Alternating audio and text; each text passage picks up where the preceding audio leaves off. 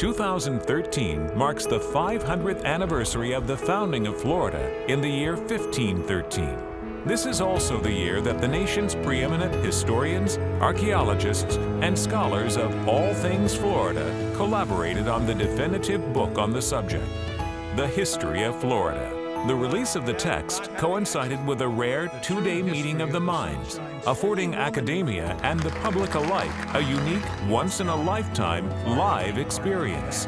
And it was only fitting that such an esteemed panel should convene in America's oldest city, St. Augustine, to discuss 500 years of Florida history. The first documented discovery of Florida is Juan Ponce de Leon's voyage. Now, there's pretty good evidence that they knew something was here before that. By about 1508. And the officials in Spain and in Hispaniola knew that there was something north of Cuba. They knew a lot about Newfoundland and Nova Scotia and that, what's now Canada. They knew about the Caribbean.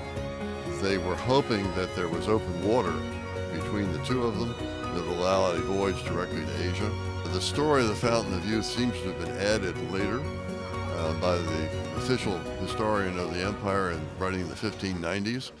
52 years later, Pedro Menendez de Avilés came ashore and established the city of St. Augustine, America's oldest continually inhabited city.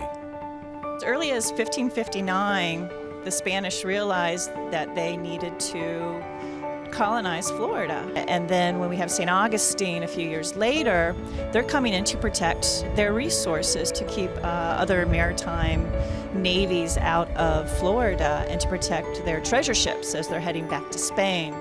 It is the only place in North America that has a Spanish fort of the design that it has. It was a garrison, it was a center for government. St. Augustine would prove to be a city of firsts in America. The first city government, the first city plan, the first parish church, the first school, the first hospital. And in an era of slavery, it would welcome African Americans to the first free black community. It became a place in the 17th century where slaves fleeing out of Georgia and the Carolinas could come and get their freedom. And even though their former owners sometimes came down here and said, we want our people back, the Spaniards never gave them back. They said, no, these are free subjects of the King of Spain.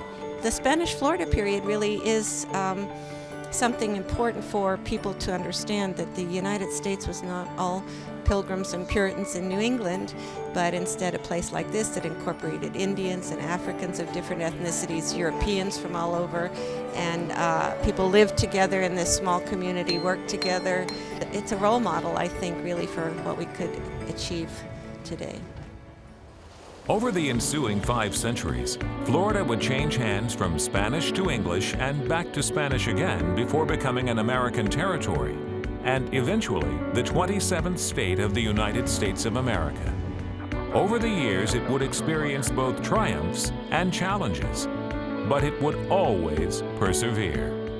Floridians can celebrate the fact that this land has been inhabited in spite of enormous difficulties for 500 years by folks of both European and African descent and Indian descent.